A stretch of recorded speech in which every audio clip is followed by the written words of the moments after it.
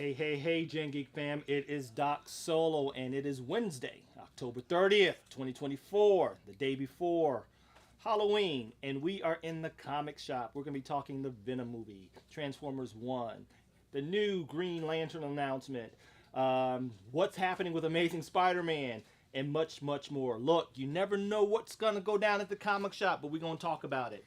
This is Comic Shop Talk Live. Roll the clip.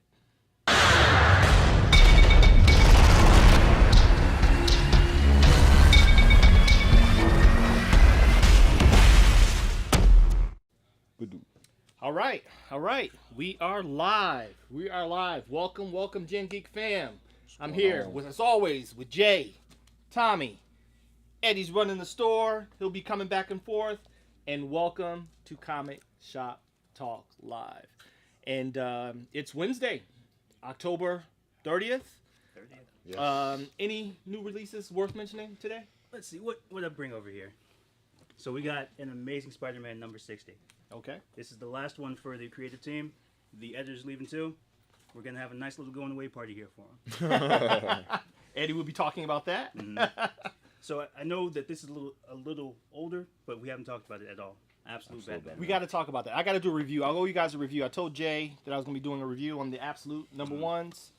But this is what cover? I don't know what cover this is. So that's the second printing cover. Yeah. Our first printing covers, they're all sold out. Yep. Yeah. And I have that and the blank sketch cover. Anybody want some artwork? Hit me up. And finally, the crown jewel of the week, the DC versus Marvel Omnibus. And one of these is in my bag, my box, I believe. Got them when they came in. This is your childhood. That is my childhood right there, man. This is your childhood. I read every single last one of them books. Every single last one. Access and all of them. Outstanding.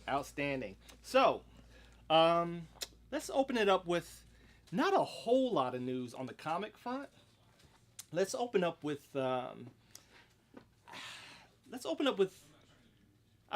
need Eddie over here, but he ain't here yet. So we're gonna open up with Transformers 1. Oh. Transformers 1. Have you seen it yet? No, I haven't. Have you seen it I'm yet? slacking.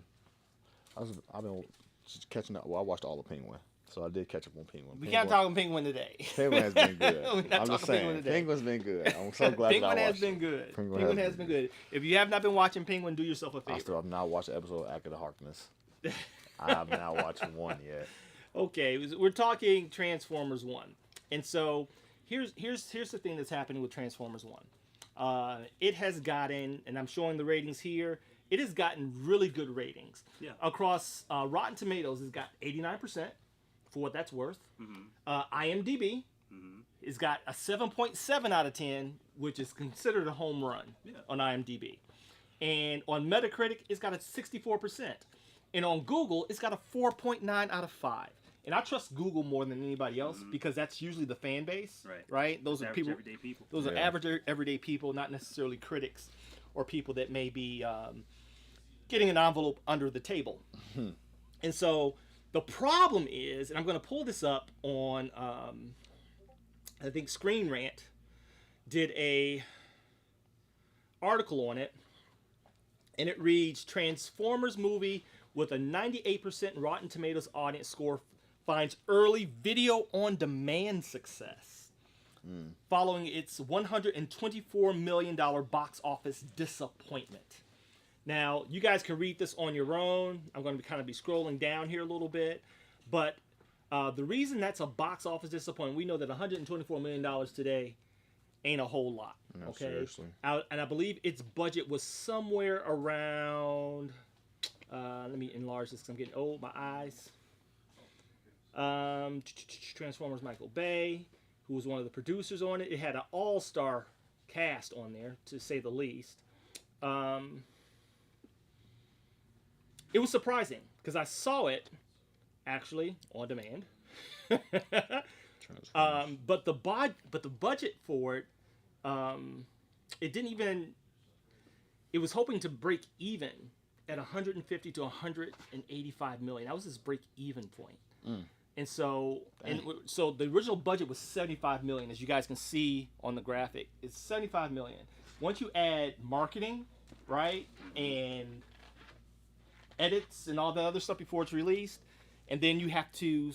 I know this because I got friends, y'all. So I ain't that smart, but I know how to ask questions. Right. So how it's been broken out to me: once you add marketing budget, once you add subtract the split from movie theaters where they take half, and yes, of the box office, somewhere around half, and the whole 9 yards.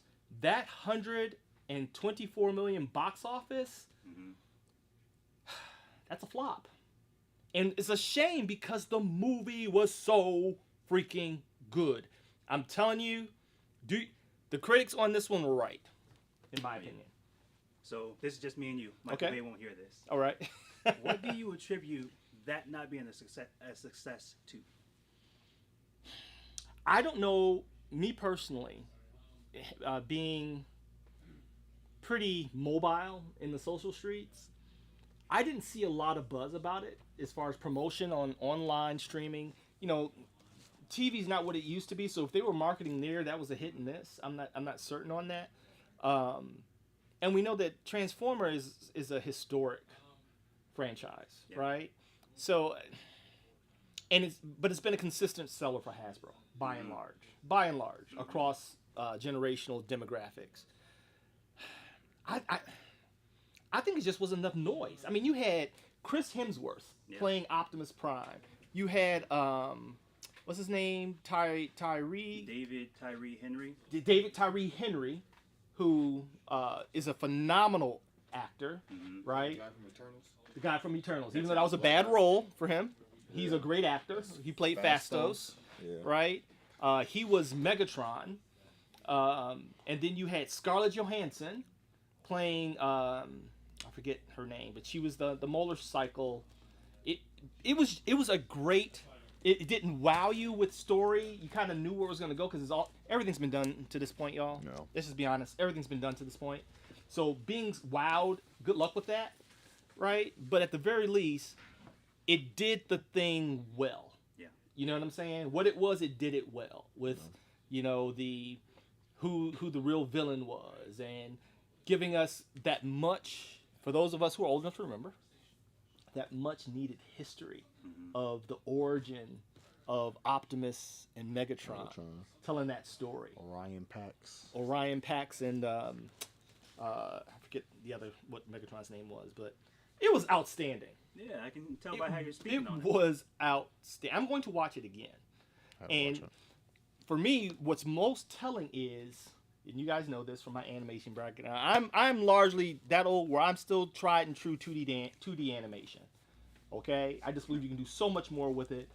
The suspension of disbelief is significant compared to CGI, where you Transformers? Yes, where you insert belief with the level of realism. Okay? But for CGI, a total computer-generated animated feature-length movie, I loved it. I loved it. I absolutely loved it. The story was solid. Gaps were filled in. It was told in a reasonable time frame. Nothing was dragged out. The pacing was on point. I don't know. Why do you think it? So you probably missed it. Budget $75 million. Box office gross $124 million. Considered a flop. Didn't even hit the break-even point once you add marketing and stuff. But they expected to do well on video on demand. Is it getting? Does anything get butts in seats anymore? Yeah. You know, COVID just destroyed the movie-going experience, and I think maybe a perfect storm. Home theaters. I don't know if you have good home theaters at home. I know I don't. No, not really. Yeah. I don't know if you do. Just don't like going to the movies. I'm all right. I do like going to the theater. Yeah. I still get it is a bit of an event for me, but money For sure. and Money. time now.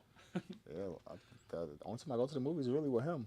Yeah. We're going to see a Well, major comic book release. Yeah, they don't take my kids to see it. I mean, you wait for it to come out at home and watch it at home, or they already watch it somewhere at their Lolo's house or something from it getting streamed and from somebody else watching the movies on Flickster or something. Yeah. They already watched it. Like, oh my dad, Leon's like, I seen that already. How did you see that? Now, I'm showing the graphic online, and so I want to hear you guys' comments. We have a couple of people watching.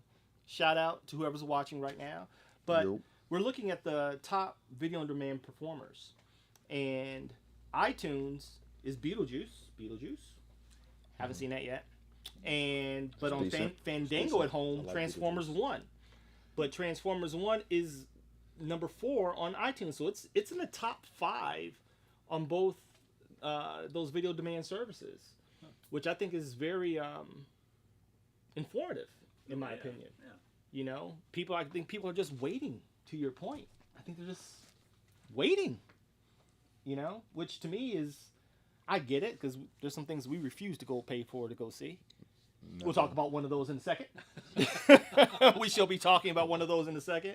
But at the same token, are we seeing the death of, or at least the death throes of a once thriving theater experience? Well, Is that a thing? here's what I think. I think that it could potentially be the end of the theater. 100%, it's the end of the theater as we know it. I think that the days of you're packing 100 people into a cinema and they're watching the big screen together, I think that day is done. I think that they should keep that quality, the bigger screens, the bigger surround sound systems. They need smaller venues, and you see it from time to time. Here's what they do. They'll rent out a theater for you and your group of 30 people to watch a movie. I think that's the model that they're going to have to go to. It's more so you want to see this movie here? Okay, this is your theater for the next hour. That's an interesting proposition. That's an interesting I've proposition. seen that tablet for just that. Rent this theater for your next conference. Right. Right. Yeah. And then the tablet is just like lets you control lighting. Oh. You can even do a private screening for a movie. So you can rent a theater to watch Transformers 1, and they hand you that, and you get to move it along. You can rewind something. You know, it's kind of cool to see. That is kind of cool. Man, it is cool. That's but kinda is it cool. sustainable? Yeah. Right. I How the often is it thing. getting utilized? Is it sustainable? But yeah, they're gonna have to find. I mean, Unfortunately, it's changed. I mean, the What is it, blockbusters changing are to? still blockbustering. Yeah, Wolverine and Deadpool. You know what I mean? Yeah. Man. Wolverine and Deadpool proved that, right? Man, they cleared that. You know, We couldn't get a popcorn bucket with the helmets or nothing. Couldn't get a bucket. And we went like later, like at 10 some 11 o'clock where it came out opening day. We went We had during the to be there at matinee. midnight. We should have been there at midnight. And it was already all the stuff was already gone. They already all the scalpers and stuff already on bought and took all And the they was buckets. on eBay. All on eBay. All the Wolverine Deadpool buckets and Man. variants were on So eBay. the blockbusters, yeah, they're still they'll still hit. But then you got, the little, I don't want to call them indie movies because they're made from Blumhouse, but just the genre specifics. I mean, they're all genre specific, but really like the horror stuff and things like that, like Smile too, like those things are not hitting like how they used to. Right. And I don't know. For me growing up, it's nothing like the movies. Even now, when I go, It's I not. put my phone down. Like it's And- still and- the one thing that you can just like lock in. Like we saw My Hero. It was and there's My only Hero like Academia. five, We saw 6 that people at in the there. theater. Yeah. I know At the you don't. theater. Yeah.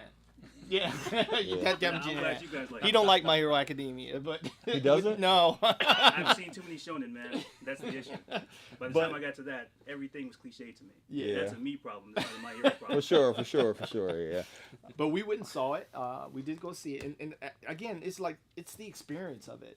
Remember we were trying to figure out something to go see, and there's certain movies that you cannot see in any other format and get the entire impact. It was Pacific Rim. Remember when we went to go see that? Yes. That something You like only big you and can massive. only see that with the kaiju or and the mecha- Godzilla. or Godzilla. Like you 'Cause have of to the go scale. see the scale of the movie. You got to like You just got the to. sounds and the sirens and the stumps. and, Yeah. like when it's something that big, like you have to go see Right. it. Or whenever they bring Galactus in or something like that, something big. Like if they bring Galactus in, yeah, that's got to be a movie theater. it's got to be a movie You need theater that experience. just, hey, what's that? That's into scale. Or yeah, Celestials, that- anything with Celestials, yeah, and Shakes, yeah, You know. stuff with So. scale for sure. Absolutely. So tell us what you guys think. Is the movie industry on its way out? Are we at the last vestiges of it? Is it just in a stage of transition and revamping? We'd love to hear what you guys have to say. And so anyway, let's talk about another movie release. Venom. Wait, Venom. Are we skipping over Joker?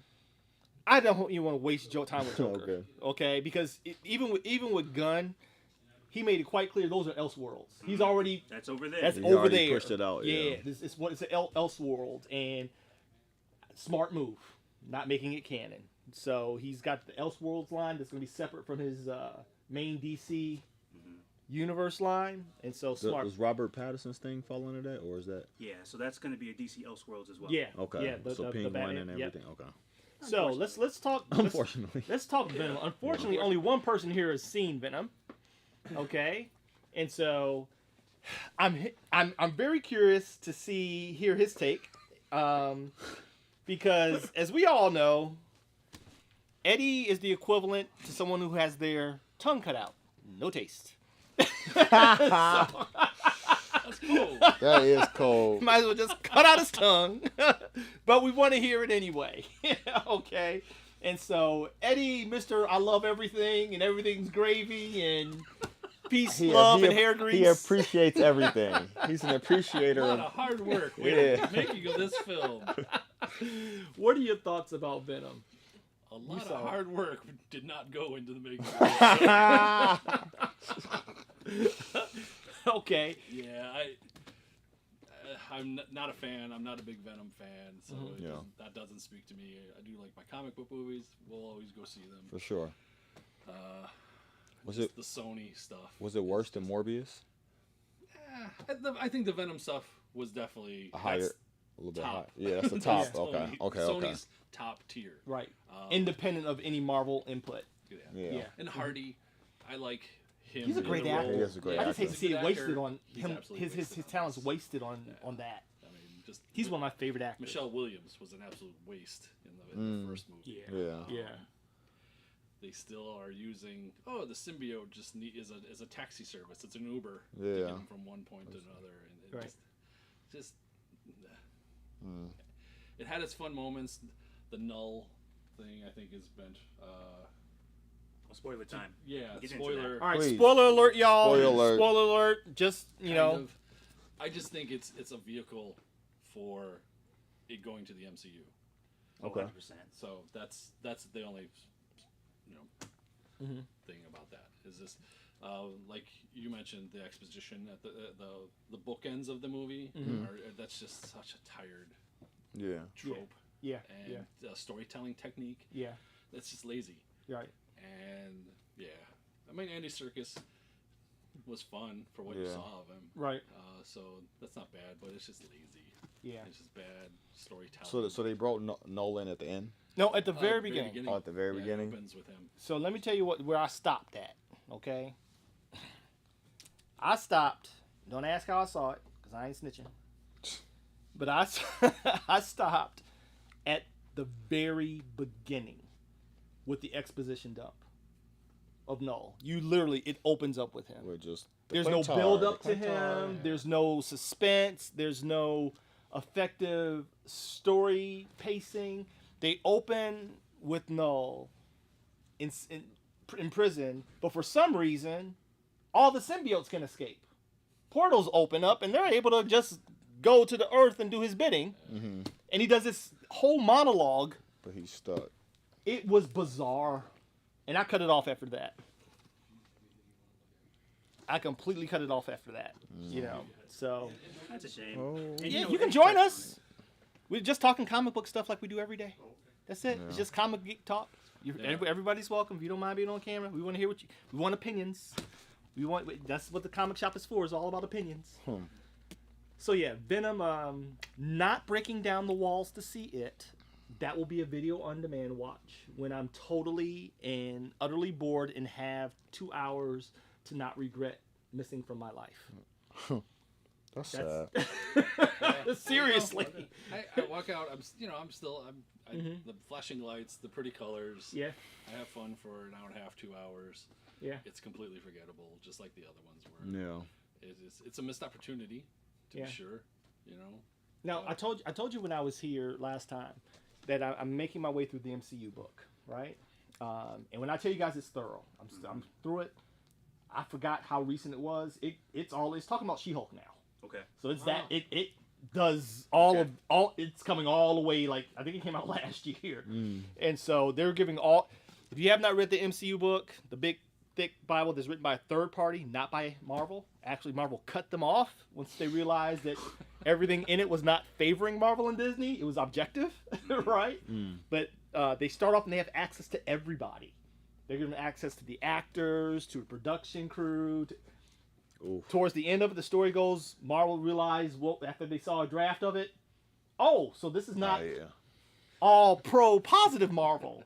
No, you get no more access. No more, you are banished to the outlands. But it gives an insight that many of us as comic geeks wondering why certain decisions need to be made, why they're being made, why they are actually made, right?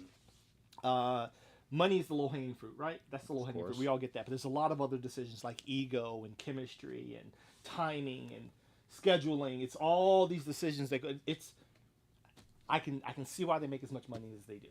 It really is like major logistical mastery for a lot of these projects to get done. But the thing that bothers me about the Venom thing is because this book's giving me context, the amount of money wasted because CG is so freaking expensive. And so when I look at things like Venom that are CG dominant and dependent, the fact that you have that much to throw away at something when all you have to do is partner with Marvel like you did. That's why the book tells you how it happened with Spider-Man. Production partnership, it was a deal. And while we got the movies that we did, okay, where two heads are really better than one, okay, that really was that type of situation. Why not just revisit that and everybody eats? Everybody eats. I don't. That's what I don't understand. I think you said it previous, which is it's ego. It has to be ego. Because it can't be greed. Because you're losing money. Right. It's not greed. It'd be different. It's not greed because you're losing money. Working, different. Yeah. Right. It's not working. Right. So if you just had two successful universes, like, well, I'm making money, and then that's his ego, and then we're just not getting. But you're literally losing money. I'm like, who is it? The people at the helm? Now, again, card-carrying capitalist here. Show me it makes money. We stick in there till it don't. We stay in there till it don't. If it stops making money, it don't make sense. But as long as it's making money, I don't care if we're working through gritted teeth. Okay, because we really don't like each other. But if it's making us both money, we're gonna do it until it breaks. Not these guys. Not these guys. It's bizarre to me. It is absolutely, utterly bizarre to me. And you end up cutting your nose to spite your face. And so that's what I got on Venom. On to some positive, at least it's positive for me. Hopefully I think it's positive for Jay. We got Aaron Pierre cast as John Stewart, Green Lantern in Lanterns. I might recite the oath right now. If you guys don't know who he is. Tell us what you think, Tommy. No, that's a great opening. Tell us what you think. So I'm excited so far. The true detective inspired Green Lantern story they're going to be putting on Max. I'm excited for that. Guy looks enough like Green Lantern to me. And if you want to be honest, well, I'm going to be honest. I think that was the misstep with the Ryan Reynolds movie. Okay. They did a Hal Jordan movie when they should have done a Jon Stewart movie in the first place. Okay. So I'm on board. What I would like for you to do before we go any further, because we want to make sure that things are presented in context. Why Jon Stewart over Hal Jordan? Because we understand, especially in today's very divided climate, you being a couple of shades darker than a cardboard box. Okay, like yours truly, right? There may be some implicit bias as to why you make such a statement. Why Jon Stewart, in your opinion? Now, here's why I say that. There's a little-known show that was going on in the 2000s called Justice League Unlimited. The GOAT. The GOAT, the greatest cartoon this ever. This is Generation Geek. Y'all got to keep in mind, y'all, before you continue. You got to keep in mind, we're talking about generational differences and who was introduced to what when. Right. Go ahead. So now we're talking mainstream. You're going to say Thundercats. Okay. So the most successful Justice League show of my time period is Justice League Unlimited. Now, here's the lineup.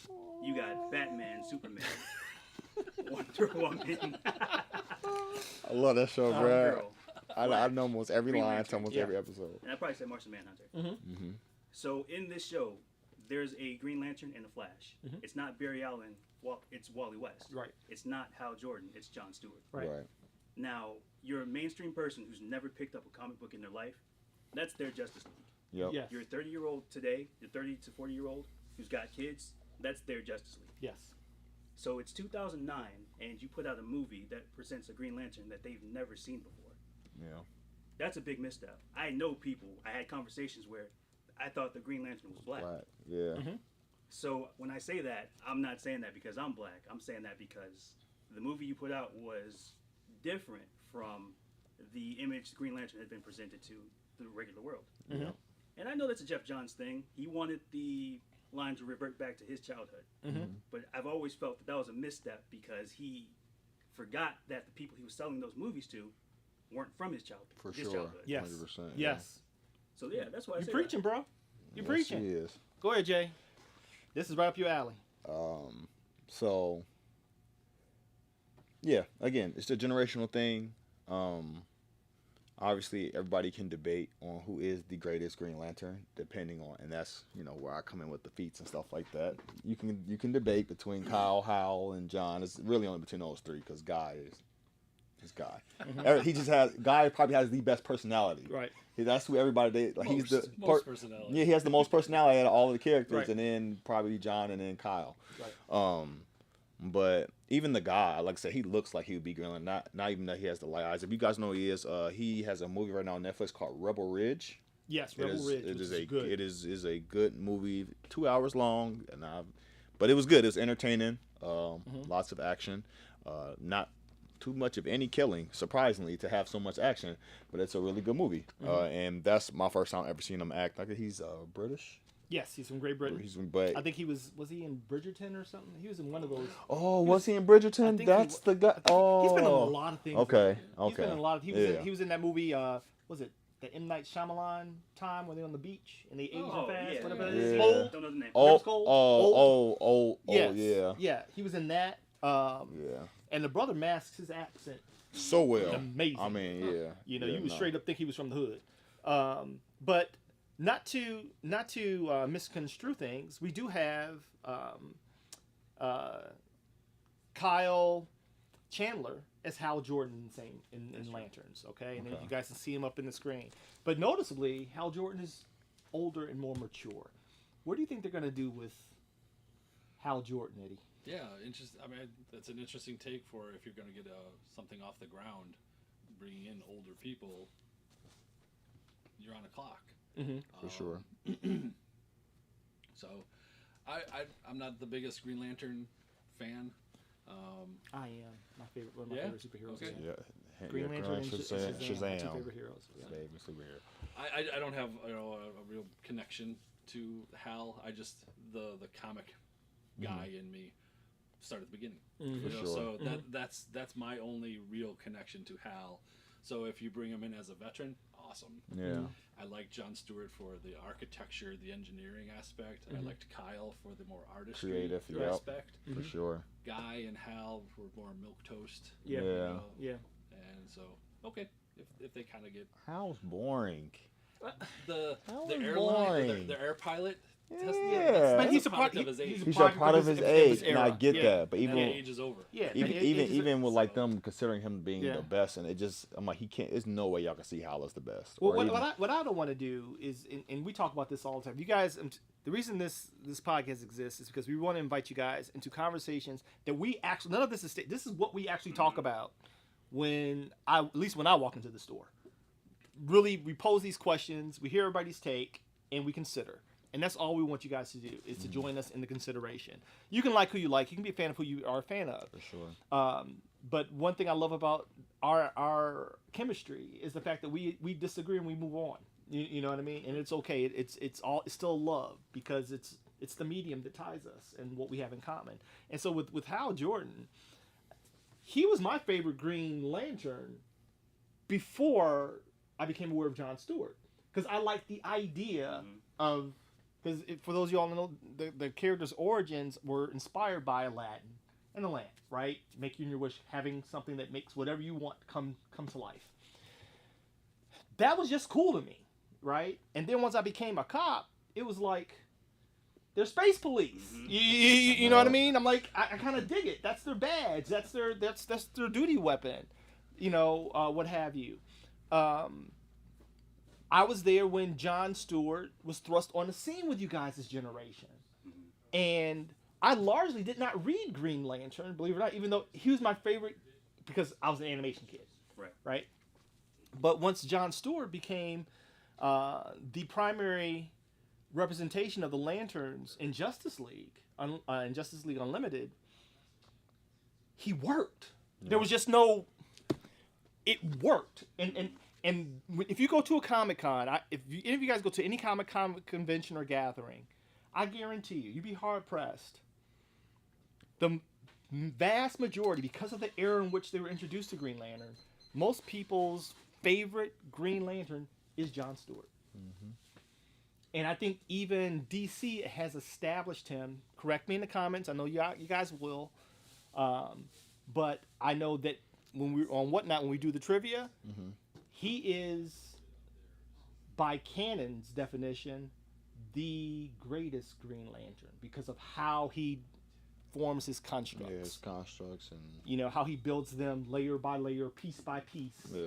Intricately, it's the in most fractions complex. of a second. He's an architect, yeah. It's not just off his skull. It's with thought and intention that happens like that, you know, in design. It's amazing. So, tell us who your favorite Green Lantern is, you know, and what you think about the Lanterns coming out. And I personally think that because Hal is aged, mm-hmm. I'm expecting a Parallax moment. Oh, maybe. Right? Like a redemption or something, or like... Or maybe even a demise. He's just stripped. Seriously. It may be a demise thing where... Because you got to remember, Gunn is building a universe. Yeah.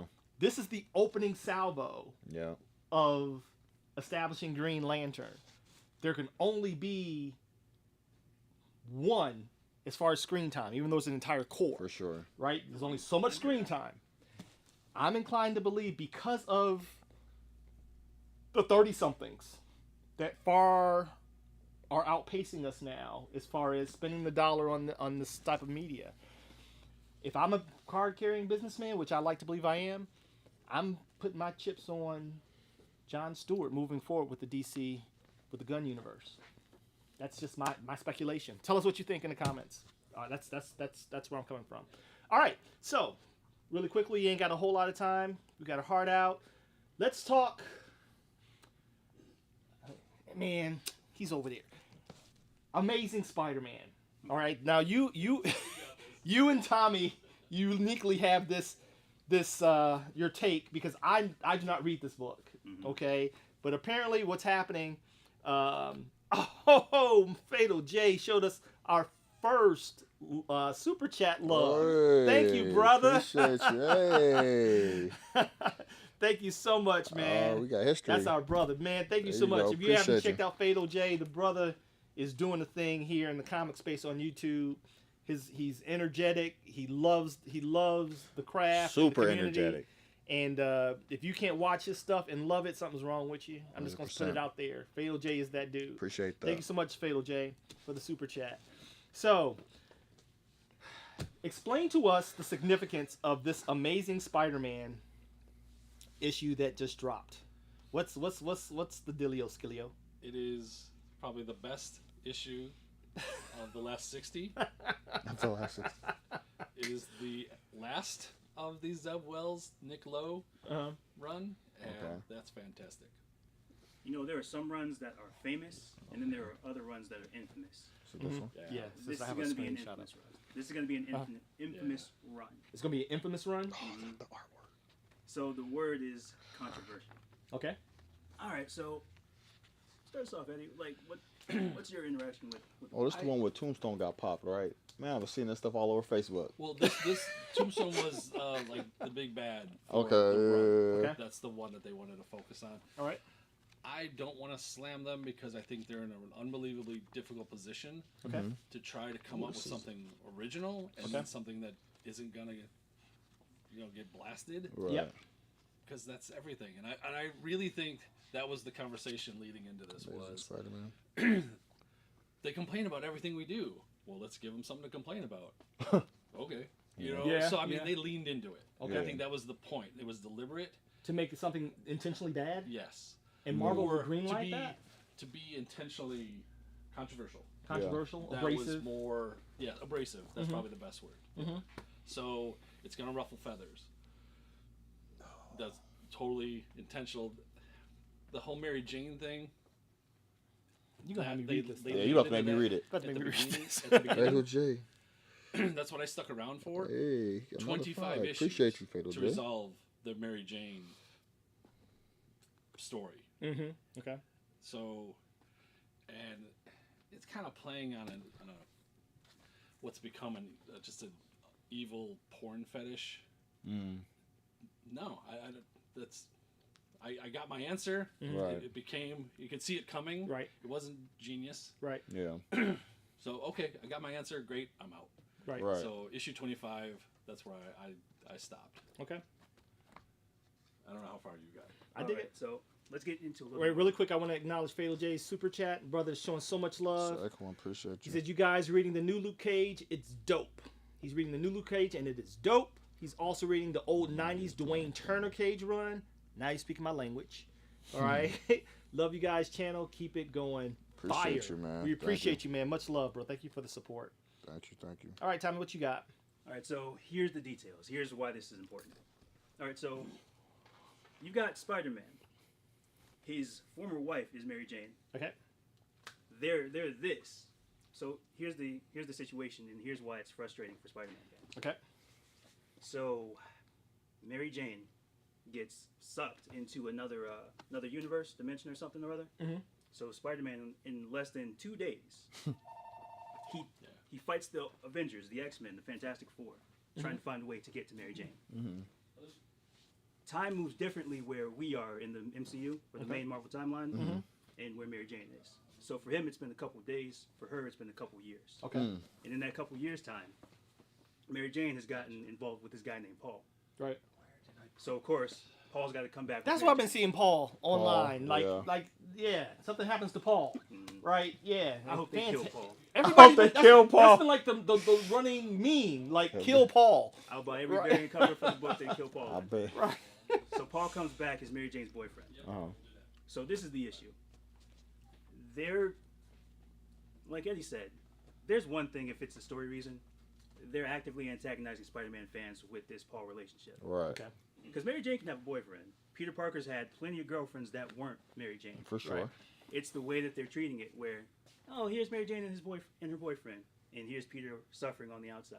He had to ask Paul for money for rent. Oh no. Get out of here. Hey, Stop. hey, I gotta read this. Stop. Hey, Stop. I might They binge are it today. revoking my man's man card. Well, see, there it is. His man card gone. It makes His you man wanna card. read. His man Now I card gotta gone? read it. That's what I'm saying. He's this is simping? Spider-Man. I would have robbed Wait, he's Paul. sipping to. Wait, that is cuckolding. That's Oh what I my was saying. gosh. And that's just a porn fetish. Oh my Right, gosh! yeah. Stop That's it! what they're leaning into. Stop it! Stop it! Oh. Stop it! Oh my gosh, that All is right. horrible. This is Spider-Man.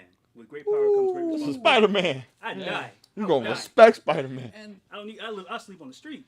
I Right. want my guy. I want him to get the girl. I want Mary Jane to be a fully developed character. Amazing. I Right. don't want her to be Wow. a plot device. I Right. don't want her in the 90s For just sitting sure. at home. How's I'm your the day, Tiger? ex-model. Poor Yeah. Spidey, poor Peter. I worry. Over. And this is probably the most development she's gotten. Actually, they have her powers, right? Right. Yeah. They- Yeah, they Jackpot. get her Yeah, powers. Jackpot. Yeah. So that part I like, and I'm great. Yeah, But they've done it in the most crappy way possible. Mm. that is nuts. yeah, man. I can't. That is I nuts. can't enjoy it. It's not Yeah. fun. So that's at the core of it. Then they do Gang War. First issue's kind of okay. That's a flop. They do this thing where Peter's got the sins of the Green Goblin. Sounds cool. Mhm. That's not good either. Okay. Is the Ben Reilly thing where he's turning it in Chasm? Is that The is that Chasm. close too? Yeah. Yeah. That Yes. went nowhere. Right. Yeah. So, Yeah. as much as my friend here Eddie is trying to give them merit for working hard, everybody works hard. Yeah. That shouldn't be the thing that they say about your run. Ah, well, Right. he worked hard. That's not. Oh, this was a good book Right. or this was a good Right, right. storyline. Spinning tires in mud are working hard. They're not going anywhere. Well, yeah, I've tried driving, and it's tough. It was not easy. So trying to come up with something maybe different, you get a little surprise. Yeah. It's tough. Spider-Man is tough, though. And it's a monthly book. Spider-Man is tough. Yeah. Spider-Man is tough. And Spider-Man's on my Mount Rushmore, to be clear, right? And I'm talking Peter Parker. You know, if I can have an extra hit or two on my Mount Rushmore, then you put Miles Morales up there. And that's only because of tenure. That's because of tenure and what he represents as an archetype, right? That offends me. And I don't even pull Spider-Man like that. But I do make a lot of money off of Spider-Man with commissions, I must say. I get a lot of commission, and so I'm feeling some kind of way. And that brings up another point for me, like kind of back when the run was still kind of newish. Peter and Mary Jane have not been. They've been separated longer than they were together. For sure. You know, it would be different if all the covers didn't have Peter and Mary Jane like walking away from each other. Right. Right. And then she's not even in the issue. Right. All the merchandising is Peter and Mary Jane hugging and having fun with a non-existent kid from the Renew Your Vows. Right. Right. Mary Jane and Black Cat. The J. Scott Campbell covers and the Adam Hughes covers and stuff like that. Having fun with that, but you're not doing that in the story. It's all the merchandising. So you're wanting your cake and eating it too. Yeah. And okay, capitalism, but Yep. yeah, not good storytelling. I got to agree with you, Fatal J. Just from what I've seen, and maybe Eddie can speak to it really quickly. But Fatal J has a comment, and he says Miles Morales is starting to pass up Peter in popularity, though. He said, I don't want to say that too loud, LOL. But I think that it's got mad merit. Their movies are on par. For Spider-Verse to be a billion-dollar franchise and the Tom Holland home movies to be billion-dollar franchises, I can see why he says that. For sure. Yeah. Time's gonna tell on that. Yeah. So let me just speak anecdotally, and you as the father to my grandchildren. Oh, by the way, we are expecting grandchild number 8, child number 4 by my son here this week. Friday. So Yay. by Friday we will have a new team. edition, a new generation of geek. It will be the last one. I can guarantee you that. But as a father with my grandbabies growing up in the culture, I know what I see as a grandfather as far as merchandising, and I'm walking like at Walmart and at in the grocery store, and I'm watching kids of all races and colors, and they are rocking Miles. What are your thoughts? All my kids have is Spider People stuff. My daughter is Spider Gwen, she calls her Spider Girl. I call her Spider Bite. All she cares about is her Spider Gwen. She got like 2-3 plushies of Spider Gwen. She carries everywhere. Her Ghost Spider, whatever they want to call her. And then all Liam is Miles Morales, because that's 6. That's all he says. It's Miles. It's Miles everything. Anybody's like Peter Parker. He's like Miles Morales. When he was a kid, he was contracts on the new baby. Appreciate you, bro. Everything. He was a kid. When he was like 2 years old, because he didn't like have a concept of just anything in comics. And when he wanted a certain style of Miles Morales, because he saw Spider-Man, he said, I want Miles Morales with the jacket on. That's all he would say. Who are you for? He's like, who gonna be Halloween? Miles Morales with the jacket on. That's all he would say. Miles Morales with the jacket on. Yes, that's all, because from the Spider-Verse movie, the first one, he had the jacket on, the suit. Like that's and the Jordans on. Like he thought that was just so cool. So like Miles is in himself is defining a generation. The same way that Justice League did for us. Like that's our John Stewart. That's gonna be his Spider-Man. Like they that's say, his Spider-Man. Like Kobe was your Michael Jordan. He was I came up with Michael Jordan. We're a basketball family. Kobe was that for him. Yeah. LeBron is that for this generation. It's the clock matters. He's their flag. He's their flagship. Yeah. Yes. Timing matters. And my thing is, we shouldn't disparage one generation from embracing something new or derivative because we have history on our side. You know what I'm saying? Because I think we all can agree the core elements of these characters they're largely intact, regardless of cultural upbringing, skin color. What made Peter Parker the greatest hero in Marvel that is agreed upon by mostly everybody? Miles has got that. Yeah. You know what I mean? He's displaying all of that. It's just how he got to it was different. Peter needs a power buff. They need to buff my man. They need to allow him to turn to a spider when he get angry or something, horny or something. I don't know. They need to get him some. They need to get him some type of buff because they giving Miles all these powers. You got all of Peter's powers, and then it can turn invisible. You got electric weapons and then vampire. I'm like, they need to buff Peter. Yeah, they could have kept Parker Industries, I guess. I don't know. Yeah. And Fatal J says his son is 16. He's not rocking with comics, but he loves the MCU, and that's fine. That's most of this generation's introduction to it, and that's fine. Make no mistake, because I'm sure us old heads will call people out, and they'll be like, "Oh, I love Spider-Man," and I always ask them, MCU or comics. And if they're under 30, 9 times out of 10, it's MCU. Yeah. And I'm like, I'm an X-Men fan. And it's the number of people that come to me, oh, did you see this? What are you talking about? They grew up on X-Men 97. Yeah. Or 92. And that passed me by. It's generational. Yeah. And so he also says, for some odd reason, his son loves the old school graphic novels. For some reason, that's Jay. Jay loves the old school graphic novels. Kingdom Come. You know, he goes back and rereads the old stuff all the time. JLA versus JSA. And that was before him. All those graphic, all of those books. You know? I love it. All right, so really quick as we get ready to wrap up, let's hit and run Absolute Batman. I'm going to be doing a review on this. It'll be dropping in a couple of days. I'm sure there's been tons of reviews. I know, don't roll your eyes at me. He knows I'm been as busy as he is, and so I'm asking. He got to give some mercy, all right? Because he knows I don't waste time. My days are full. But I'm going to be dropping a video on Absolute Batman. It's only I can, thoroughly and objectively. That's why I don't care what other people have dropped. If you want a complete breakdown from story structure to art to pacing to panels and to my overall rating system, I'll be dropping that soon. But Absolute Batman, the Absolute Universe. Really quick thoughts. My jury's not in. Yeah, I'm going to give it some time. Me either. I'm not thrilled, but I'm going to give it some time. Yeah. So very quickly. Yep. The way that they marketed these things, the changes that they made seem to be more extreme than they really are. I will say this though. So normally you got Batman, his voice is like this, it's a little gravelly. This Batman, my voice is down here. Yeah. It's a lot darker than your normal Batman is. But and same thing for Wonder Woman. They gave her magic, and it's a lot darker than Wonder Woman normally is. Yeah. But the question that these books bring up, and it's an interesting one, what are these characters? What can you add or subtract from this thing and it still be the same thing? And I don't have enough issues of Absolute Batman to say if it's still Batman yet. So far, so good. But I do hope that they veer away from the Zack Snyder school of misunderstanding what Batman is as a character. At his core character.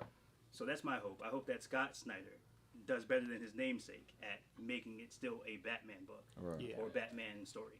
Yeah. I think Blake was through here, and I think this has the potential to do, I think, what Frank Miller's Dark Knight did, and just give an entire generation the wrong idea. And I think this has the potential for that again. Just the wrong things are being sort of exemplified. Again, for leaning into what sells. Fatal J brought up a good point. Yeah, Fatal J says he thinks Absolute Batman looks like this because he and Superman will be public domain soon.